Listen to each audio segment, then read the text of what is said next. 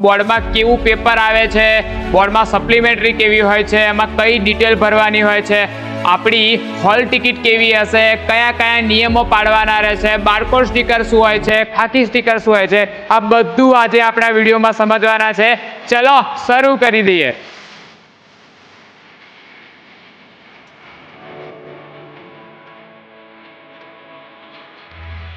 डर तो इंसान का वहम है जो उसे यूं ही लग जाता है और तब तक रहता है जब तक इंसान उसे समझ नहीं पाता। हाँ चलो विद्यार्थियों, तो જોઈ લઈએ મારી પાછળ તે તમે જોઈ રહ્યા છો એ છે બોર્ડની હોલ ટિકિટ। આવી તમારી હોલ ટિકિટ રહેશે। શું હોલ ટિકિટમાં ધ્યાન રાખવાનું છે, જેવી જ હોલ ટિકિટ આવે એટલે કઈ કઈ વસ્તુ ચેક કરી લેવી જોઈએ, ચલો તમને બતાવી દઉં છું, ધ્યાન આપજો। પહેલું છોકરાઓ, આપણે વાંચી લેવાનું છે આપણી હોલ ટિકિટ આવે ત્યારે કે જે નામ લખેલું છે બરાબર છે। સૌથી પહેલા છોકરાઓ ચેક કરી લેવાનું હોલ ટિકિટ આવે એટલે કે આપણો ફોટો બરાબર લાગેલો છે કે નહીં, હે ને, આપણા જાતને તો ઓળખશો ને, યસ। અને ત્યાર પછી બીજું શું કરવાનું છે, એની ઉપર આચાર્ય સાહેબ સિક્કો લગાડશે, એટલે સિક્કો લગાડેલો હોય સ્કૂલનો બરાબર છે। ત્યાર પછી ચેક કરવાનું છે આપણું નામ, પહેલી સરનેમ હશે, બીજું આપણું નામ, અને ત્યાર પછી લાગેલું હશે પપ્પાનું નામ। અહીંયા જે ફોટો છે એ ફોટો બ્લર કરેલો છે બરાબર છે, ફોર સિક્યોરિટી રીઝન। ચલો આટલા સુધી ક્લિયર, પાક્કું, ગુડ। ત્યાર પછી અહીંયા આગળ જન્મ તારીખ આવશે તમારે તમારી જન્મ તારીખ ચેક કરી લેવાની છે, રાઈટ। અહીંયા આગળ આવશે તમારો સ્કૂલનો રજિસ્ટર નંબર, તમારી સ્કૂલ કયા નોંધેલી છે, અને કેન્દ્ર ક્રમાંક નંબર, મતલબ કઈ આગળ તમારે પરીક્ષા આપવા જવાનું છે। અહીંયા આગળ તમારો હશે જે તમને 7 પેપરમાં કામમાં લાગશે, તમારો બેઠક નંબર બરાબર છે।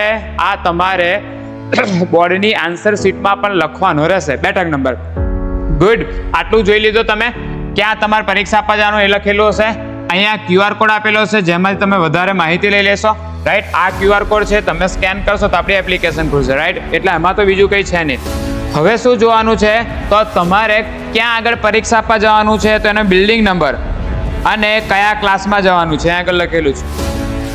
દરેક પેપરમાં લખેલું હશે, દરેક પેપરમાં અલગ અલગ હોઈ શકે, દરેક પેપરમાં સેમ પણ હોઈ શકે, જોઈ લેજો બરાબર છે। ત્યાર પછી છે કયું પેપર છે, અહીંયા આગળ માત્ર 2 આપેલા છે, તમારા તો બોર્ડમાં 7 આપેલા હશે, રાઈટ। સોશિયલ સાયન્સ આપેલું છે, 10 એનો કોડ નંબર છે, 16 નંબર ઇંગ્લિશ છે, એમાં સેકન્ડ લેંગ્વેજ છે, ખાસ જોઈ લેજો, આપણી ત્યાં ફર્સ્ટ લેંગ્વેજ લખેલી ના આવે ને તો ભૂકા નીકળી જશે, રાઈટ। એની ભાષા જોઈ લેવાની છે, કઈ છે, સોશિયલ સાયન્સ ગુજરાતીમાં લખીશું, ઇંગ્લિશમાં લખીશું, ક્યારે આપણું પેપર આવવાનું છે અને શું સમય છે પેપર શરૂ થવાનો। થયું આટલું? હવે આ જે બારકોડ સ્ટીકર પર છાપેલ ઉત્તરવાહી નંબર આપણે અહીં આગળ લખવાનો છે, પણ એ ક્યારે લખવાનો છે એ હમણાં તમને કહું છું બરાબર છે। ત્યાર પછી આગળ નિરીક્ષક સહી કરશે, તમે બારકોડ સ્ટીકર લખશો ત્યાર પછી। આટલું સમજાઈ ગયું? ઓકે, ચલો આની પાછળ બીજું નીચે શું આપેલું હોય છે એ પણ વાંચી લઈએ। અહીંયા બીજા પેપર આપેલા હશે, આપણે બિલ્ડિંગ નંબર કયા આગળ છે, એનું એડ્રેસ સરનામું આપ્યું છે, ક્યાં પરીક્ષા જવાની છે। અહીંયા આગળ તમારા પરીક્ષાર્થીએ પોતાની સહી કરી લેવાની છે, તમારી પોતાની સહી કરી લેજો। અહીંયા આગળ વર્ગ શિક્ષક એમની પોતાની સહી કરી દેશે। અહીંયા આગળ સેમ ફરી તમને સ્કૂલમાં સિક્કો લાગી જશે, અને અહીંયા આગળ આચાર્ય સાહેબ પોતાની સહી કરવાના છે। સમજાઈ ગયું ભાઈ? તો આટલી આપણી હોલ ટિકિટ છે, એના વિશે આપણે ધ્યાન રાખવાનું છે। હોલ ટિકિટને પાછળ થોડાક નિયમો આપેલા છે, ફટાફટ વાંચી લો, કંઈ કન્ફ્યુઝન તમને ક્લિયર થઈ જશે। પહેલો નિયમ છે, સૂચવ્યા અનુસાર કોઈ પણ સંજોગોમાં જો તમે પરીક્ષા ના આપી શકો તો પરીક્ષાર્થીએ 24 કલાક પૂર્વે પરીક્ષા વિભાગમાં જાણ કરવાની રહેશે, જેથી તમારી બીજી પરીક્ષા ગોઠવવામાં એ લોકો તમને મદદ કરશે। ત્યાર પછી પરીક્ષાર્થીએ પ્રવેશપત્ર પોતાની પાસે જ રાખવું, ગમે તે એના વગર ક્યારે તમને આ હોલ ટિકિટ વગર હાજરી આપી શકાશે નહીં। એટલે જો હોલ ટિકિટ નહીં રહે તો અંદર પરીક્ષા સેન્ટરમાં નહીં જવા દે। આગળ કોઈ પણ માહિતી છુપાવવાની નથી, એ પરીક્ષા અંગે 28 જે નિયમ છે એમાં કાર્યવાહી કરવામાં આવશે। પરીક્ષાર્થીએ પ્રવેશ મળે તરત જ પોતાની વિગતો ચકાસી લેવી, જેમ કે પરીક્ષાર્થી પૂરું નામ, સ્પેલિંગ ખાસ ચેક કરી લેવું, આગળ આપણે રિસિપ્ટમાં જોઈ લેવાનું, કેન્દ્ર કઈ છે, તારીખ બરાબર છે કે નહીં, વિષય આપણા બરાબર છે કે નહીં, એ સિવાય બિલ્ડિંગ કઈ આગળ છે બધું જોઈ લેવું, એ સિવાય ભાષા કઈ છે, મુક્તિ વગેરે, સરનામું, એનું બ્લોક, એની જન્મ તારીખ વગેરે ચકાસી લેવું। અને જો કોઈ ભૂલ જણાય તો તમે લેખિતમાં તમારા શાળાના આચાર્યને કહેશો, એટલે મારફતે બોર્ડમાં આગળ માહિતી પહોંચાડશે। નંબર 4, પરીક્ષાર્થીએ આચાર્ય જે સમક્ષ પ્રવેશપત્ર ઉપર નિયત જગ્યાએ પોતે સહી કરેલી છે એ પુરવણી મેળવ્યા બાદ પત્રક 1માં કરવી, અને એ સમયે ત્યાર પછી આપ્યું છે પરીક્ષાએ મુખ્ય ઉત્તરવહી પુરવણી પર નિયત જગ્યાએ પ્રવેશપત્ર અનુસાર બેઠક ક્રમાંક આંકડામાં શબ્દોમાં લખો, તે સિવાય કોઈ અન્ય જગ્યાએ બેઠક ક્રમાંક લખવો નહીં. જ્યાં બેઠક ક્રમાંક લખવાનું કે ત્યાં જ લખો, બીજી કોઈ જગ્યાએ લખશો તો એ ભૂલ કહેવાશે, માલ પ્રેક્ટિસ એટલે ચોરી કહેવાય છે. એટલે આપણો બેઠક નંબર કઈ લખવાનો તમને કહું છું, એ સિવાય કશા ચિત્રવાળા આન્સર શીટમાં નથી કરવાના. અને ગુડ, ચલો ત્યાર પછી લખેલું છે પરીક્ષાર્થીએ મુખ્ય ઉત્તરવહી ઉપરાંત કેન્દ્રનો નંબર લખવો, જે તે વિષયમાં પરીક્ષા આપવાનો હોય વિષય લખવું. કેમનું લખવું હમણાં બધું તમને સમજાવું છું. એ સિવાય કોડ નંબર લખવો, તારીખ લખવી, જવાબની ભાષા લખવી, ખંડ નિરીક્ષક આ બધું ચકાસશે અને પોતાની સહી કરશે. બધું કેમનું છે તમને સમજાવું છું. પરીક્ષામાં 2 પ્રકારના તમારે સ્ટીકર ચોંટાડવાના હોય છે, બારકોડ સ્ટીકર છે અને ખાખી સ્ટીકર છે. બંને સમજાવું છું કેવી રીતે બંને લગાડવાના હોય છે. બારકોડ સ્ટીકર કેવી રીતે લગાડવાના, ખાખી સ્ટીકર કેવી રીતે લગાડવાના, આ બધી માહિતી આગળ આપેલી છે. I will explain you one by one. ચલો 7મો નિયમ એવું કહે છે કે પરીક્ષા શરૂ થયાના 30 મિનિટ પછી કોઈને ખંડમાં પ્રવેશ આપવામાં નહીં આવે. એટલે આટલું ખાસ ધ્યાન કરી લેજો, નહીં તો ખોટું પડશે.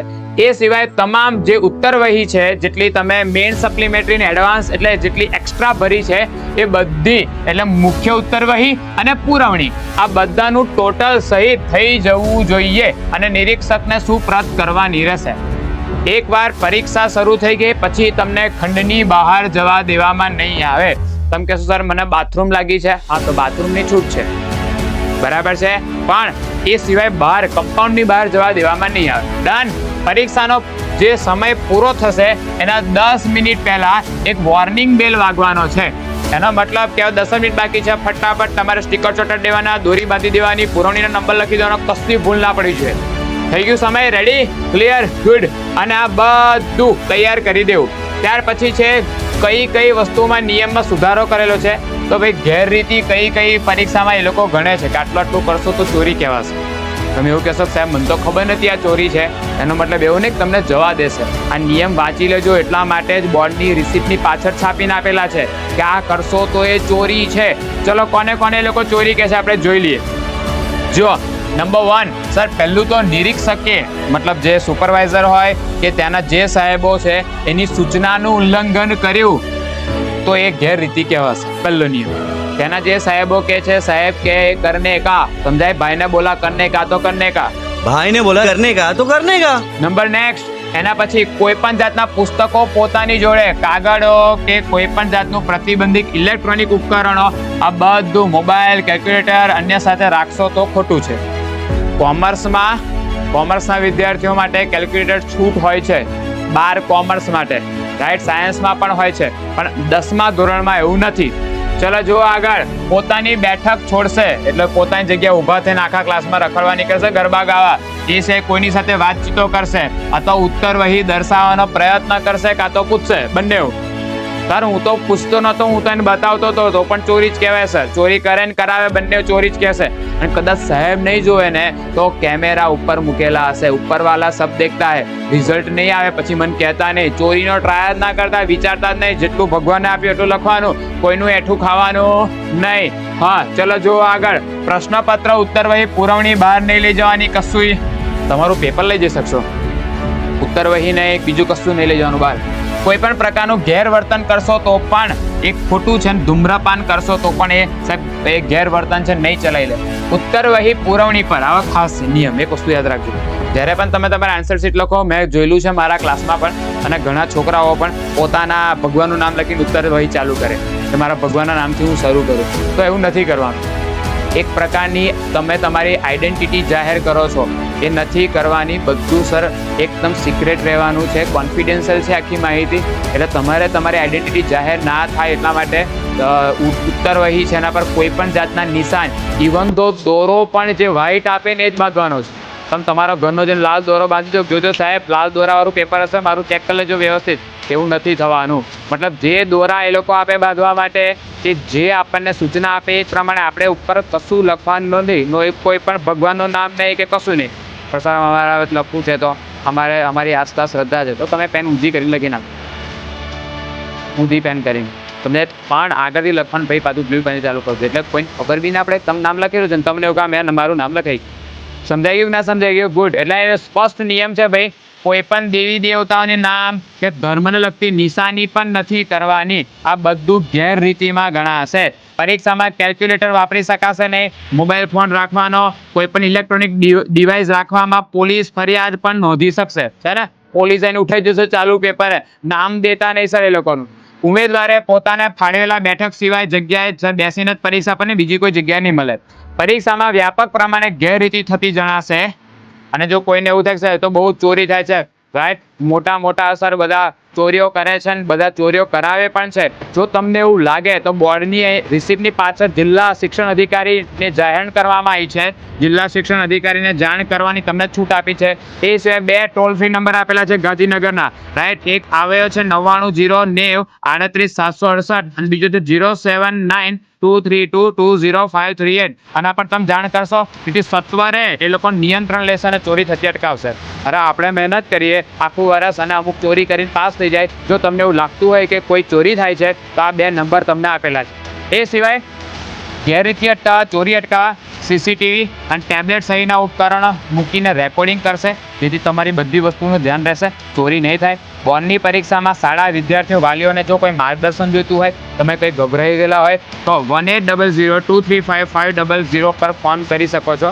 એ છે સ્ટ્રેસ લેવાની જરૂર નથી. તે છતાં માનસિક તાણ અનુભવાય, તમને લાગે સર શું થશે, આમ થશે, તેમ થશે, ચિપ્સી ચિંતા કરવાની નહીં. જો તમારે કોઈ પણ માહિતી જોઈતી હોય, તમને તાણ અનુભવાતી હોય તો જીવન આસ્થા કરીને ટોલ ફ્રી નંબર આપેલો છે 180023333330.